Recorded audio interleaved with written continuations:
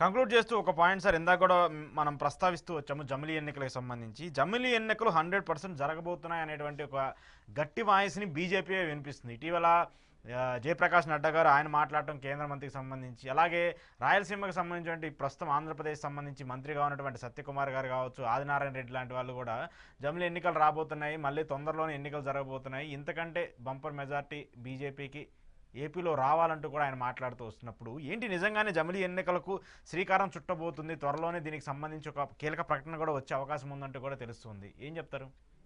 జమిలీ ఎన్నికలు నేను ఇంతకు ముందు ప్రస్తావనట్టు 27లో మినీ జమిలీ, 32లో సంపూర్ణ జమిలీ వచ్చే అవకాశాలు కనిపిస్తున్నాయి.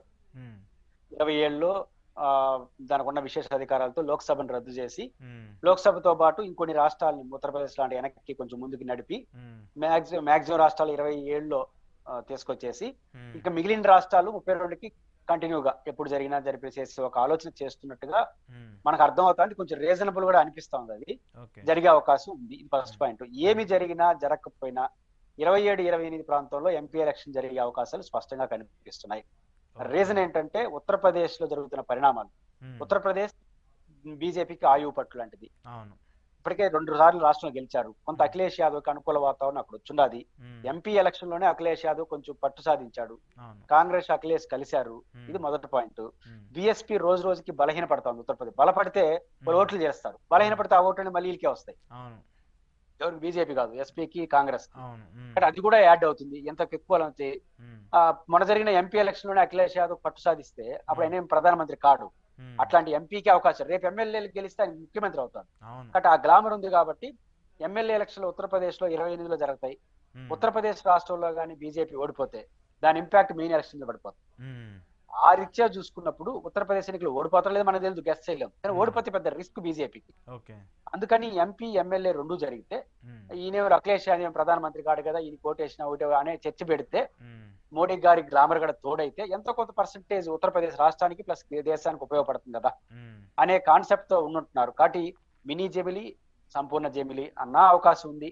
లేదా ఉత్తరప్రదేశ్ చుట్టూ జరుగుతున్న పరిణామాలు చూసినప్పుడు లోక్సభని వాళ్ళ చేతిలో ఉంది. దానికి జమిలీ చట్టం అవసరం. లోక్సభ ఎన్నికలు కానీ ఆంధ్రప్రదేశ్ ఎన్నికలు జరపాలంటే చంద్రబాబు గారు అనుకున్నా మోడీ గారు అయిపోతుంది. ఇప్పుడు ఆంధ్రప్రదేశ్ అసెంబ్లీ జరపాలంటే ఒప్పుకోరు వాళ్ళు, కేంద్ర ఎలక్షన్ కమిషన్. చంద్రబాబు గారు ఏం చేస్తారు? కేబినెట్ ఆమోదించి అసెంబ్లీ రద్దు చేస్తారు. 6 నెలలు మళ్ళీ ఎలక్షన్ పెట్టాల్సిందే. అంటే రాష్ట్రపతి పాలన 1-2 సార్లు పెట్టచ్చు, అంతకుమించి ఏం చేయలేరు. కాబట్టి ఇది బలమైన పాదాస్త్రం వాళ్ళ దగ్గర ఉంటుంది కాబట్టి లోక్సభను రద్దు చేస్తే వాళ్ళ చేతిలో ఉంది. 6 నెలలు పెట్టేవారు. కాబట్టి నేనైతే అస్త్రాన్ని ప్రయోగిస్తారు. చివరాస్త్రం జమిలీ, మినీ జమిలీ, మెయిన్ జమిలీ, లేదా లోక్సభ ఎన్నికలు. ఇట్లాంటివన్నీ వచ్చే అవకాశాలు. అంటే లోక్సభ ఎన్నికలు ముందే రద్దు చేశారనుకోండి, 2 నెలల ముందు ఎందుకు చేశారని అడుగుతారు. నాకు ఉత్తరప్రదేశ్ లో ఇబ్బంది ఉందండి, అందువల్ల అంటే జనం నవ్వుకుంటారు. అందువల్ల మినీ జమిలీ పేరుతో వస్తారా అంటే పెద్ద రీజన్, పెద్ద కారణం ఉండాలి కదా. నీకు 5 ఏళ్ళు పరిపాలించమని ఓటేస్తే 3 ఏళ్ళకే వస్తున్నావు అంటే ఏంటి కథ అంటారు కదా. అవిచ్చే మా సంపూర్ణ మెజారిటీ ఉంది కదా, అందువల్ల నేను అనుకుంటుంది సంపూర్ణ మెజారిటీ లేదు కదా.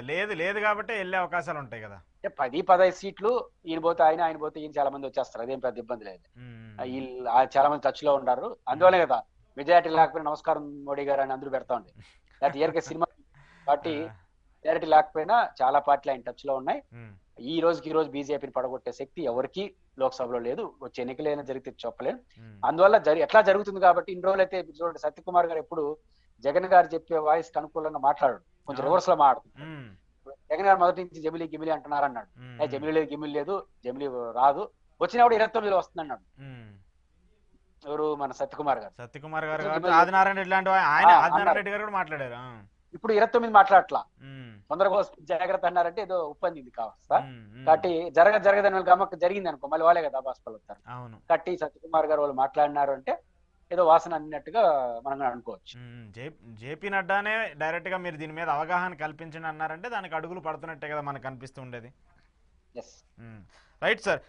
ఒకటి కంక్లూడ్ చేస్తూ, వక్స్ బిల్లుకి వైసీపీ మద్దతు తెలపలేదు, వక్స్ బిల్లుకి రాజ్యసభలో సీక్రెట్ గా మద్దతు ఇచ్చిందని టీడీపీ కావచ్చు చాలా విస్తృతంగా ప్రచారం చేస్తుంది. ఏంటి జగన్మోహన్ రెడ్డి నేను క్లియర్ గా వక్స్ బిల్లుకి నేను మద్దతు తెలపలేదు, అసలు వక్స్ బిల్లుకి వైసీపీ వ్యతిరేకం అని చెప్తూ వస్తున్నాయి. ఎందుకు టీడీపీ ఇలా రివర్స్ స్టాండ్ లో జగన్మోహన్ రెడ్డిని ఇరికిచ్చేందుకు, లేదంటే ముస్లిమ్స్ ఓట్ బ్యాంక్ ని ఏదన్నా డిఫర్ చేసేందుకు ఇలాంటి వ్యాఖ్యలు చేస్తుందా? ఈ రాజకీయాల్లో ఈ చిలిపి శాస్త్ర తిక్క శాస్త్ర తెలియదు కానీ ఈ చేసే వాళ్ళ వల్ల ఆ పార్టీకి నష్టం. ఇప్పుడు యాక్చువల్ గా వక్ఫ్ బోర్డు సంబంధించినటువంటి చట్ట సవరణ పైన తెలుగుదేశం కొద్ది ఇబ్బందికర పరిస్థితి. ఓకే. ఎందుకంటే బీజేపీతో కలుసున్నారు కాబట్టి వ్యతిరేకంగా ఓటేయలేరు. ఇంకోవైపు జగన్మోహన్ రెడ్డి గారు బీజేపీతో బాగుంటాడని ప్రచారం ఉన్నప్పటికీ కూడా వ్యతిరేకంగా లోక్సభలో ఓటేసేసినారు. లోక్సభలో ఓటేసిన పార్టీ రాజ్యసభలో వేయకుండా పోతుందా? కామన్ సెన్స్ ఉండరా? First point. సెకండ్ పాయింట్ ఏంటంటే ఈ పరిణామం వల్ల జగన్ గారికి అంతో ఇంతో ఆల్రెడీ మైనారిటీలు ఆయనతో బాగుంటారు, అదనంగా కన్సాలిడేట్ అయినారు ఇది వక్ఫ్ బోర్డుకు సంబంధించిన విషయంలో. ఈ పరిస్థితిలో మళ్ళీ దీన్ని మాట్లాడి గెలికినారు అనుకో, తెలుగుదేశం తెలుగుదేశం పార్టీ చేయట్లేదు కానీ తెలుగుదేశం అనుకూలంగానే చెప్పుకునేవాళ్ళు. గెలికితే ఏం చేస్తారు? ఆధారాలు సహా మళ్ళీ వస్తాయి. ఇప్పుడు రాజ్యసభలో ఆ పార్టీ పార్లమెంటరీ నాయకుడు, నేను ఇప్పుడే చూశాను, వైవి సుబ్బారెడ్డి గారు రాజ్యసభ సభ్యులందరికీ విప్ జారీ చేసినాడు. ఈ రోజు ఖచ్చితంగా సమావేశానికి రండి, వక్ఫ్ సవరణ చట్ట బిల్లు పాల్గొనండి, వ్యతిరేకంగా ఓటేయండి అని విప్ జారీ చేసినాడు. ఇప్పుడు ఆ లెటర్ వాళ్ళు సర్క్యులేట్ చేస్తున్నారు. అంటే మళ్ళీ తెలియడం అంట మైనారిటీ తెలుగుదేశం పార్టీ అనుకూలంగా ఓటేసింది, వైసీపీ వ్యతిరేకం మళ్ళీ చెప్పడమే కదా. నీకేనా సోషల్ మీడియా, నాకు లేదా? కాబట్టి కాబట్టి ఇట్లాంటి చిలిపి చేష్టలు, ఇలాంటి పిచ్చి చేష్టలు అనవసరంగా చేసే వాళ్ళకి నష్టం వస్తున్న వాళ్ళు గుర్తిస్తే మంచిది. వర్క్ బోర్డు సంబంధించిన విషయంలో వైసీపీ క్లియర్ స్టాండ్, లోక్సభలో వ్యతిరేకించింది, రాజ్యసభలో వ్యతిరేకించింది, ఆ స్టాండ్ తో వాళ్ళు కొనసాగుతారు. Okay okay, right sir, thank you very much. ఇది ఈరోజు పురుషోత్తం రెడ్డి గారితో ఏపీ రాజకీయాల గురించి స్పెషల్ ఇంటర్వ్యూ. చూస్తూనే ఉండండి ప్రజాజ్యోతి.